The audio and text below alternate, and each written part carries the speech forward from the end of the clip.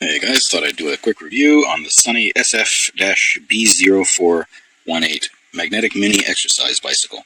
So I decided to get this one over many other cheaper devices off of Amazon due to the magnetic resistance system, as opposed to other ones that do tension either via just a bolt that presses down or some sort of strap that just adds tension.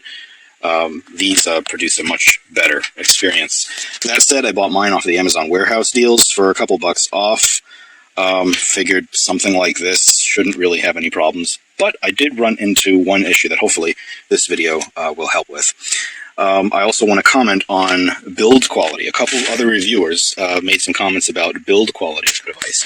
Now, once you have the plastic shell off, which, I mean, it's ABS shell, I don't think you're going to find any real problems with build quality on this thing. If I can turn on my light, I mean, we got a solid steel welded frame here. Everything inside is extremely tight, very good tolerances. Everything is buttery smooth. It's great. I don't think there's any merit to a build quality issue. Maybe some people have some QC trouble. I'm not sure. Now, on to my particular issue. I actually had a problem where just once I got the thing together, I gave it some movement, and literally within a couple degrees of movement here, it runs into a stop. Now, with the machine open, you can see exactly what's going on. And that is this little armature mechanism here that moves the magnet in and out. This little mounting screw here is actually sticking out enough to where it interacts with the spokes here. So this, as far as repairing it once you actually get it out, is pretty simple. Give you a little hole to take care of that with. Now, I'll probably put some Loctite on this. Don't over tighten it because that will actually prevent its movement in and out. But cinch that down, make sure your arm still moves freely, and there you have it. It's really smooth.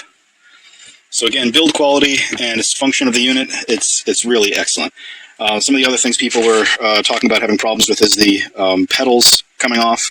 I'm not sure if anybody had an issue with the crank, but I'll get to that in a second. As far as the pedals go, make sure you install them correctly. The instructions, while a bit cryptic, if we look at the manual here, there is quite some language here telling you which parts to use. And really, during assembly, everything comes together except for the two legs there, the bolts that hold those together, and then the pedals onto the cranks. The cranks come assembled and everything. So most of these parts and instructions here, you're only really addressing 5 or 6 parts. So it's a little bit confusing for some folks to probably go through these instructions. But if you're careful, it's pretty straightforward. There's not much to mess up in assembly, except for left and right side. Very important. The left side, I believe, is reverse thread. That way, when you're pedaling normally, you're not going to start backing out those threads.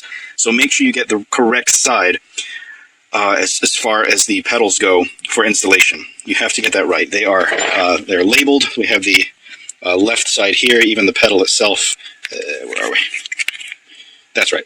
Pedal itself labeled, and there's a difference in the nut that you install. The reverse thread nut, I believe, has the white side, or vice versa. Just check the note that's in there. There's even an additional card and another document that gives you a warning. Install them correctly, and if you install it on the wrong side, don't cross thread them. Just the biggest cautions: install them on the correct side. Do not cross thread anything. Very important.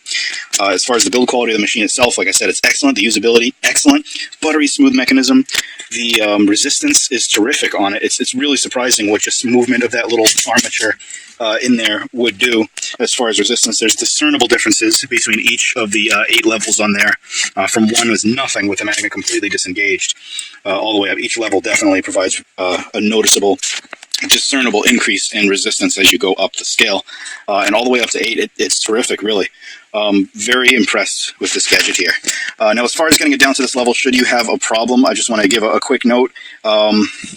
So this plastic case, in order to remove it, you do have to remove the cranks. And in order to remove the cranks, you do need some tools. Don't even mess around. Have the right tools.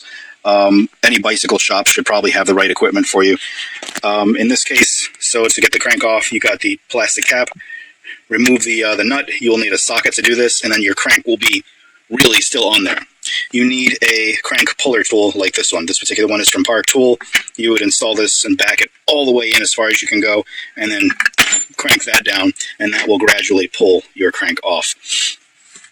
There's plenty of instructions on YouTube on removal and installation of cranks for bicycles, as well as tips and parts that you need. Once you get both sides of those cranks off, you simply remove these screws from the either side. The plastic casing comes off and you have access to everything in here. The instructions that it comes with also give you a very detailed explosion diagram of everything that's in there and how it all comes together. And a parts list. They also sell parts, which is fantastic. I think a lot of people were using that as some sort of downside. I guess they were pushed to buy parts to fix their machine. I think it's fantastic that they offer you the ability to buy individual parts to keep the thing running without having to buy an entire new unit. Like I said, my observation of the thing is that it's built solidly. I think if you take care of it, you should be good, and just know that manufacturer does have parts should you need them. I think that's fantastic. One thing to note, maybe some people have some confusion as to the warranty. I believe it has a 1-year warranty that covers the frame, and that is all the welding and actual structural work that's in here. And I think the internals and guts and parts and everything are covered by 90-day. Which I think is fair. Just make sure your machine is working okay and everything's in check, and make sure you build it correctly, and you really should be good to go. This thing is solid. It's going to last you years. That's about all I have to say. I definitely give this thing a 5-star recommendation on my end, despite this little issue that I had, but I don't know if this was out the gate from the manufacturer or something maybe with just the original buyer. But hey, it's a machine. Keep up with it. If it's broken, you can fix it. It's excellent.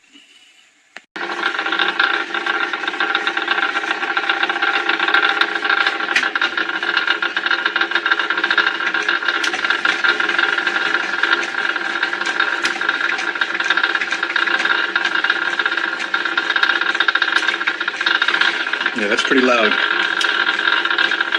It makes all kinds of noises.